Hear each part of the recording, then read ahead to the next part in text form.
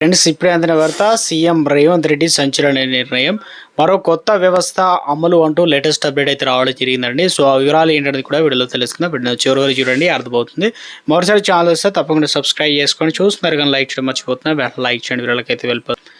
ఇక తెలంగాణలోనూ వాలంటీర్ వ్యవస్థ రాబోతుందన్నమాట. ఏపీలో చూసాం కదా, 2019లో జగన్ సీఎం అయిన తర్వాత వాలంటీర్ వ్యవస్థ తీసుకొచ్చారు అందుబాటులో. అంటే ముఖ్యంగా గ్రామ స్థాయిలో ఎక్కువగా కనిపించింది అక్కడ. అయితే కరోనా సమయంలో వాలంటీర్లు చేసిన సేవలకు మంచి గుర్తింపు వచ్చింది. ఈ ప్రభుత్వ నిర్ణయాలు క్షేత్రస్థాయిలో అమలు చేయడంలో వారి కీలక పాత్ర పోషించారు కాబట్టి కూటమి ప్రభుత్వం ఏపీలో అధికారంలో వచ్చిన తర్వాత వాలంటీర్ వ్యవస్థను తొలగించారు. ఇప్పుడు తెలంగాణ ప్రభుత్వం వాలంటీర్ వ్యవస్థను కొన్ని ప్రత్యేక రంగాల్లో వినియోగించుకోవాలని చూస్తున్నారు. ఏంటనే చూసుకున్నట్లయితే ఏపీలో అమలైన వాలంటీర్ వ్యవస్థ కూటమి ప్రభుత్వం అధికారంలో వచ్చిన తర్వాత పక్కన పెట్టారు. రాజకీయ వాలంటీర్ వ్యవస్థతో నష్టం జరుగుతుందని అభిప్రాయపడ్డారు. 2024లో వైసీపీ ఓటమి తర్వాత ఈ పార్టీ నేతలు తమ ఓటమికి వాలంటీర్ వ్యవస్థ కారణమని ఓపెన్ విమర్శలు కూడా చేశారనమాట. అయితే 2023లో తెలంగాణలో అధికారంలో వచ్చినటువంటి ఇక సమయంలో కాంగ్రెస్ నేతలు సైతం వాలంటీర్ వ్యవస్థను పైన ఆలోచన చేశారు.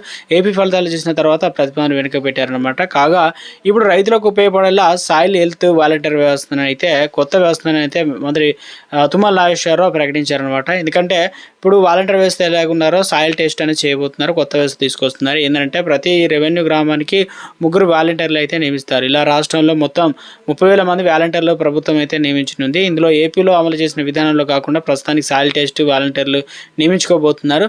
అంటే ప్రస్తుతానికి వ్యవసాయ రంగానికి పరిమితం అనమాట. ఇక సాయిల్ హెల్త్ వాలంటరీ తమకు కేటాయించిన పరిధిని ఉన్న రైతులకు సహకారం అందించనున్నారు. భూసారం కాపాడుకోవడం, పంటకు అనుకూలంగా భూమిని ఎలా మార్చుకోవాలి ఇలాంటి సలహాలు సూచనలు అయితే అందజేస్తారనమాట. రైతులకు భూసారంపై అవగాహన కల్పించే ప్రయత్నాలు అయితే చేస్తామని చెప్తున్నారు.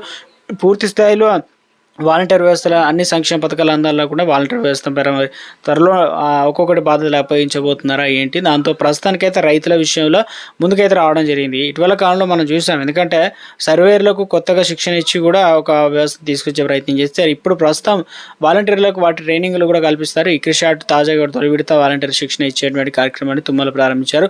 ఇక్రిషాట్ తెలంగాణ వ్యవసాయ శాఖ మొత్తానికి అదేవిధంగా మరొక వాలంటీర్ వ్యవస్థ రూపంలో తీసుకురాబోతున్నారు. అంటే మరొక 6 నుంచి 7,000 మంది స్టాఫ్ అనేది అవసరం పడుతుంది. అంటే ముఖ్యంగా స్కూళ్ళలో విద్యాలయాల్లో భాగంగా తక్కువ అంటే ఎల్కేజీ యూకేజీ లాంటివి కూడా ఏర్పాటు చేయబోతున్నాం అంటున్నారు. కాబట్టి 6,000 రూపాయల నుంచి నెలకు 8,000, 10,000, 12,000 రూపాయలు అయితే జమ చేస్తారు. కాబట్టి సో ఒక అప్డేట్ అనేది మనకి ఇక్కడ ఇచ్చే ప్రయత్నం చేశారు. కొత్త వ్యవస్థ అనేది తీసుకురాబోతున్నారు.